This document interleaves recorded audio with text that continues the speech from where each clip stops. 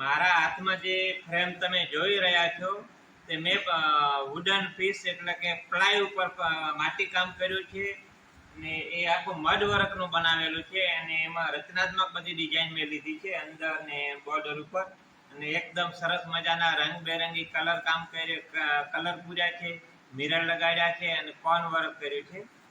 તો આ કામ આખું કઈ રીતે આખી ફ્રેમ મેં તૈયાર કરી એ હું તમને હવે બતાવવા જઈ રહ્યો છું. તો આખો વિડીયો જોજો આપ.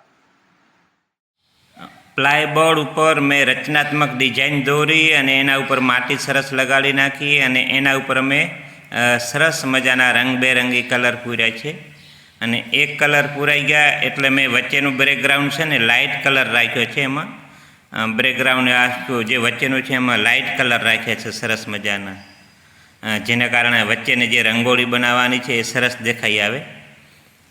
તો આપ જોઈ શકો છો કે ફ્રેમની બોર્ડર ખૂબ જ સરસ લાગી રહી છે અને એ થઈ ગયા પછી ચારે બાજુની જે આઉટલાઇન છે એની મેં વ્હાઇટ ડિઝાઇન આપી છે, વ્હાઇટ કલરની આઉટલાઇન બનાવી છે મેં.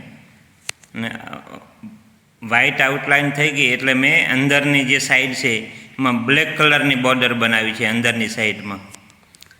તો સરસ મજાની વ્હાઇટ ડિઝાઇન છે અને બ્લેક બોર્ડર બનાવી છે મેં.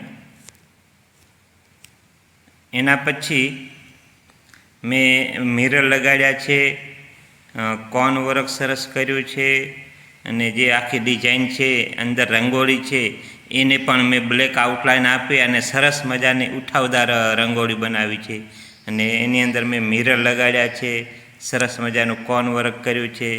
તો આ જે આખી ફ્રેમ છે એ એકદમ કલરફુલ બની છે.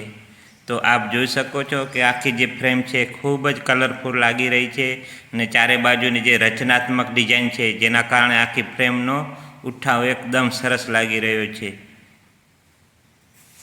તો ચારે બાજુની બોર્ડરમાં મેં ઝીણું ઝીણું વર્ક પણ કર્યું છે અને સરસ મજાની આ ફ્રેમ તૈયાર થઈ ગઈ છે અને એને વોલ પીસ તરીકે આપણે રૂમની અંદર ચાલીમાં ગમે ત્યાં લગાડ્યું હોય તો લગાડી શકાય. તો સરસ મજાનું મેં વર્ક કર્યું છે. તો આ હેન્ડ વર્ક છે, મડ વર્ક કહી શકાય ને એનું માટીનું કામ પણ કહી શકાય. અહીં આપણી ફ્રેમ એકદમ કમ્પ્લીટ તૈયાર છે, એનું બધું કામ પૂર્ણ થઈ ગયું છે અને દિવાલમાં લગાવવા માટે એકદમ ફ્રેમ તૈયાર છે. તો કેવી સરસ ફ્રેમ બની ગઈ છે. તો આપને કેવું લાગ્યું કમેન્ટમાં જણાવજો.